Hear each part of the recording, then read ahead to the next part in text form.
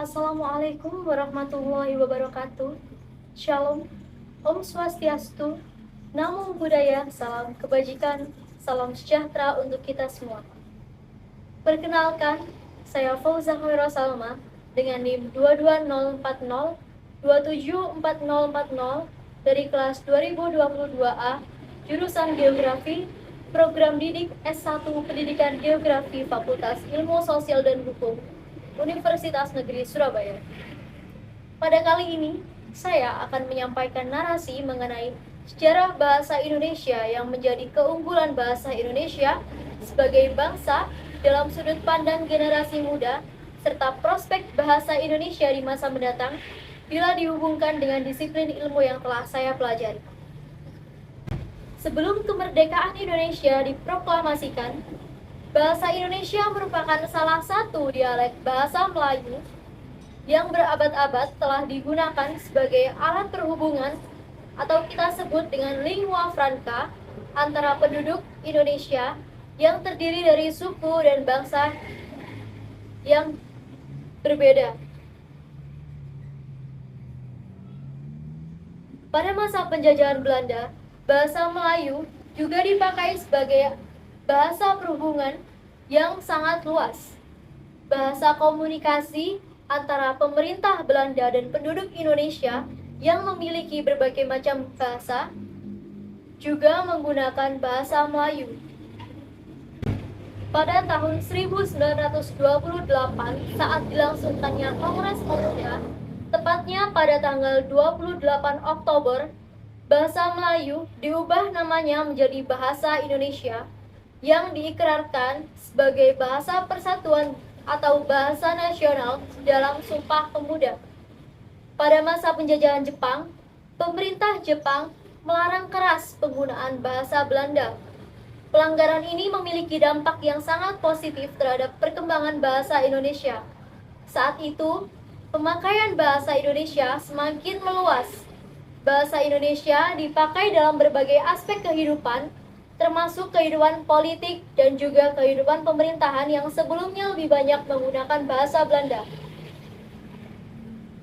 Setelah kemerdekaan Indonesia diproklamasikan, tepatnya pada tanggal 18 Agustus tahun 1945, ditetapkanlah Undang-Undang Dasar 1945 yang di dalamnya terdapat pasal yang menyatakan bahwa bahasa negara adalah bahasa Indonesia.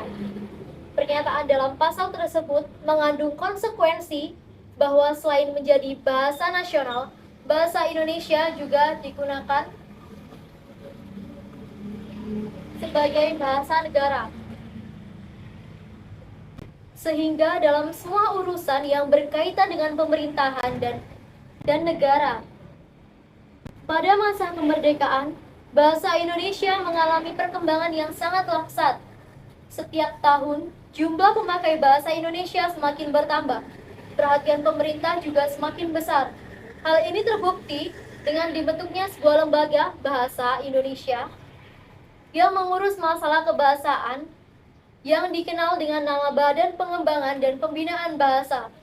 Berbagai upaya yang mengembangkan bahasa Indonesia telah ditempuh, seperti adanya perubahan ejaan dari ejaan Van-O-Fusion atau ejaan Melayu dari tahun 1901, ejaan Swandi atau ejaan Republik dari tahun 1947, ejaan yang disempurnakan atau kita sebut dengan EYD dari tahun 1972. Hingga sekarang yang berlaku adalah ejaan bahasa Indonesia berdasarkan Peraturan Menteri Pendidikan dan Kebudayaan Republik Indonesia Nomor 50 Tahun 2015 tentang Pedoman Umum Ejaan Bahasa Indonesia atau kita sebut dengan PUEBI. Dalam kedudukannya sebagai bahasa nasional, bahasa Indonesia telah menjalankan fungsi-fungsinya yang diemban. Yang pertama, dapat meningkatkan fungsinya sebagai lambang kebanggaan dan lambang harga diri bangsa Indonesia. Yang kedua, meningkatkan fungsi bahasa Indonesia sebagai lambang jati diri bangsa yang akan menampakkan ciri khas sekaligus membedakan bangsa Indonesia dengan bangsa-bangsa lain di dunia. Yang ketiga, Bahasa Indonesia sebagai bahasa pemersatu tanpa harus membubuhkan latar belakang sosial budaya. Yang keempat, bahasa Indonesia sebagai persatuan antara budaya dan antar daerah. Sikap bahasa merupakan faktor pendukung optimalisasi peran dan kedudukan bahasa Indonesia sebagai penguat jati diri bangsa. Sikap bahasa yang perlu dimiliki ini dilakukan dengan berbagai upaya, yakni dengan meningkatkan rasa kebanggaan memiliki dan menggunakan bahasa Indonesia dalam berbagai keperluan dan kemanfaatannya yang menjangkau seluruh lapisan kelompok dan golongan dalam masyarakat bangsa Indonesia. Yang kedua, yakni menghindari penggunaan bahasa asing secara berlebih atau di luar garis ketentuan atau kebijakan yang telah ditentukan.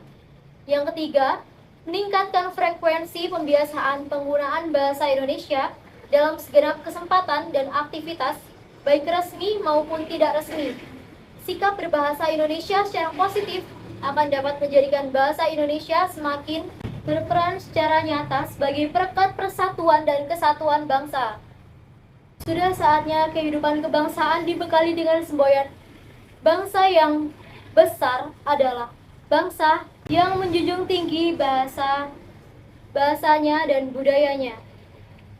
Adapun prospek bahasa Indonesia di masa mendatang, yakni dengan menjadikan bahasa Indonesia sebagai mata pelajaran wajib di semua institusi pendidikan di Indonesia, sebagai wujud bahwa mereka dapat menggunakan atau menerapkan kemampuan bahasa Indonesia dengan baik dan benar.